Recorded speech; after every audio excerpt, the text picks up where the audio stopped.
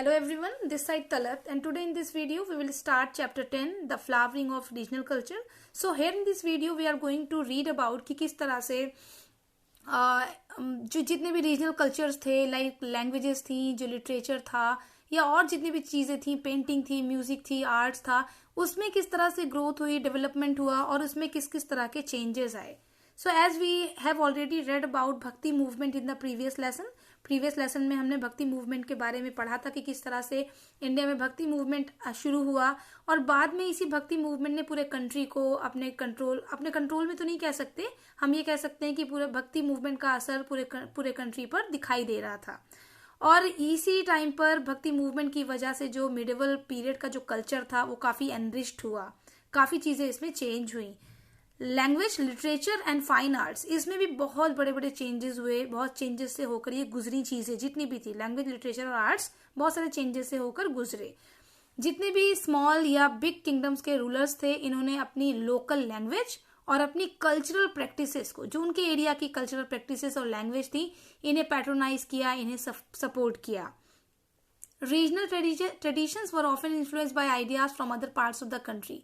जितने भी regional traditions थे, जो कल्चर थे, वो कंट्री के बाकी पार्ट्स के जितने भी कल्चर थे उनसे काफी इन्फ्लुएंस हो रहे थे. Means ideas and thoughts exchange हो रहे थे. Simultaneously older practices were often modified to take a new form.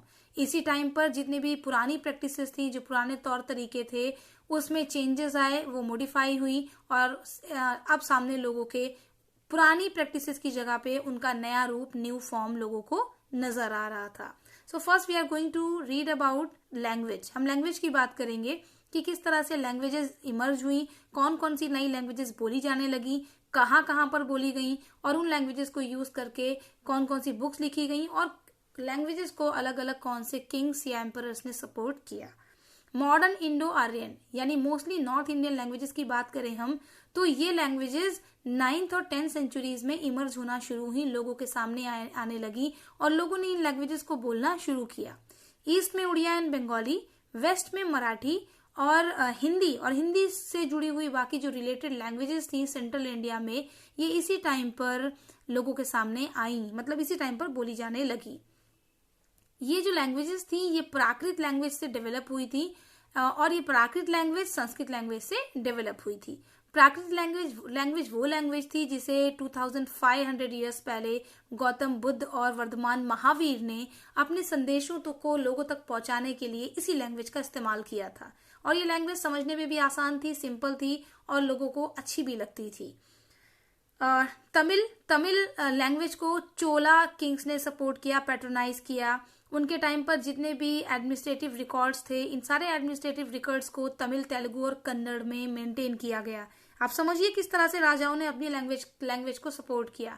Chera Kings ने मलयालम के डेवलपमेंट को एनकरेज किया, लेकिन हिंदी सबसे ज्यादा बोली जाने वाली लैंग्वेज थी. ज्यादातर लोग हिंदी को बोलते थे और हिंदी को बोलने के लिए 2 पॉपुलर डायलेक्ट्स का इस्तेमाल किया जाता था. दोज वर ब्रज एंड अवधी.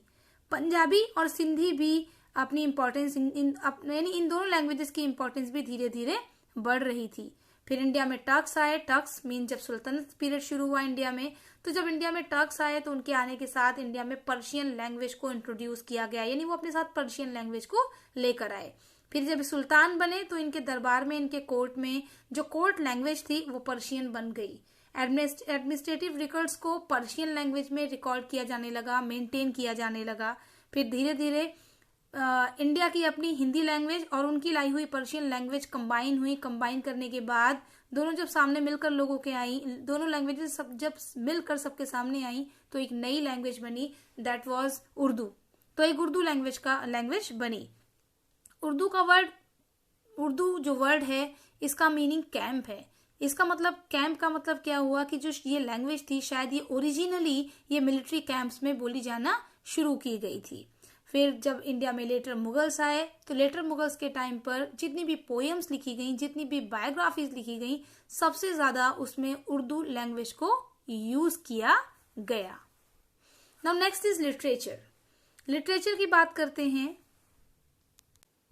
तो उसमें हम जानेंगे कि इस टाइम के जो इम्पोर्टेंट संस्कृत लिटरेरी बुक्स थी, जो संस्कृत लैंग्वेज में लिखी गई थी, उसमें इंक्लूड थी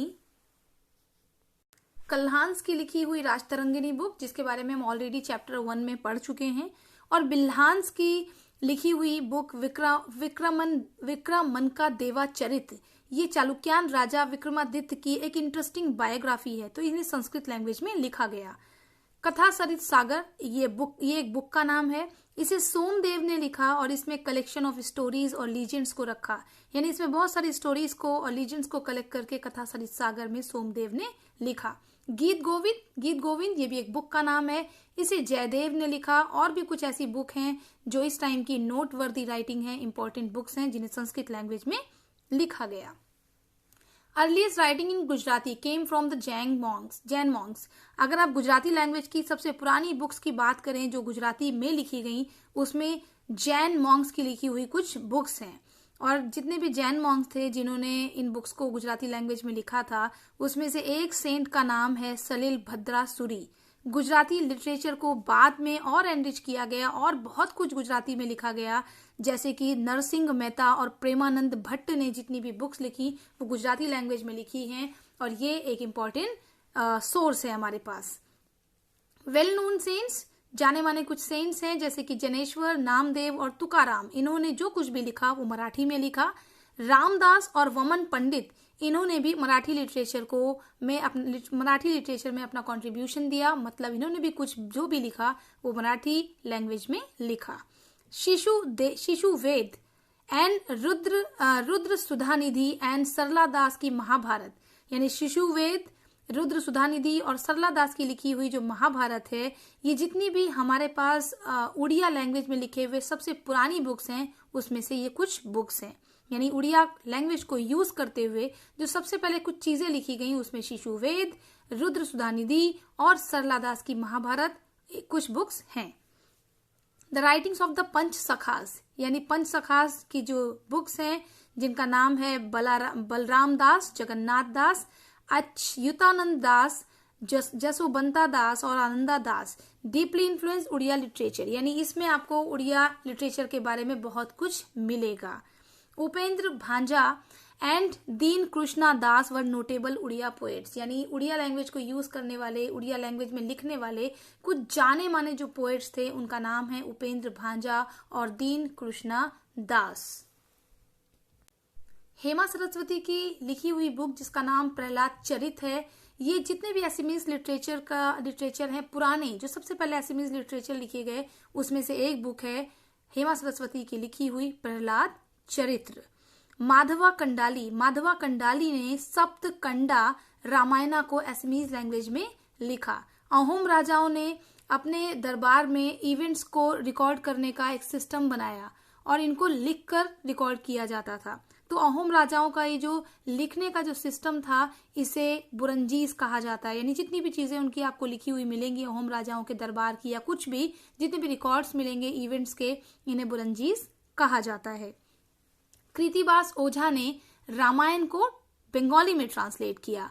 मलाधार बासु की लिखी हुई श्री कृष्ण विजया एक इम्पॉर्टेंट एग्जाम्पल है, और इसको श्री कृष्ण विजया को मलाधार बासु ने बंगाली लैंग्वेज में लिखा था। चैतन्य चरित अमृत, ये एक कृष्णदेव कविराज नाम के एक पोएट हुए, इन्होंने इसे लिखा और इसमें चैतन्य महाप्रभु की लाइफ की डिटेल्स को अपनी बुक में लिखा। क्योंकि ये चैतन्य महाप्रभु के ऊपर लिखी हुई बुक थी इसलिए इसका नाम भी चैतन्य चरित अमृत रखा गया। बहुत सारी रिलीजियस और सेक्युलर बुक्स को तमिल लैंग्वेज में इसी टाइम पर चोलास ने ट्रांसलेट कराया, यानी बहुत सारे जो रिलीजन पर लिखी हुई बुक थी, जो सेक्युलर बुक्स थी, उनको चोला राजाओं ने तमिल लैंग्वेज में ट्रांसलेट करवाया। कंबन ने रामायण को तमिल लैंग्वेज में ट्रांसलेट किया। नन्नैना एंड टिक्कना ने महाभारत को तेलुगु लैंग्वेज में ट्रांसलेट किया। विजयनगर राजाओं ने अपने टाइम पर, अपने रूलिंग टाइम पर संस्कृत और तेलुगु को काफी एनकरेज किया, पैट्रोनाइज किया। सयाना ने वेदास की कमेंट्रीज को लिखा। कृष्णदेव राया ने एक पोयम भी कंपोज की, वो एक राजा था तो कृष्णदेव राया ने एक पोयम कंपोज की और उस पोयम का नाम रखा अमुक तमल याद। ये पोयम तेलुगु लैंग्वेज में लिखी गई थी। इसके अलावा कृष्णदेव राया ने अपने दरबार में जितने भी लर्नेड मैन थे, पढ़े लिखे जो लोग थे, स्कॉलर्स थे, उन्हें काफी पैट्रोनाइज करता था, सपोर्ट करता था। This included the 8 Telugu scholars about whom you have read in lesson 4. और इसमें 8 तेलुगु स्कॉलर्स इंक्लूड हैं जिनके बारे में हम ऑलरेडी लेसन 4 में पढ़ चुके हैं. So this is for today. In next video we will start from Kannada was enriched by the writing. हम थोड़ा और लैंग्वेज और लिटरेचर के बारे में इसमें आगे पढ़ेंगे, but that will be covered in next video only. So till then, take care, bye bye, and do keep watching my videos to understand the content if you have missed any of the classes. Till then, again, take care, bye bye, thank you, and stay safe.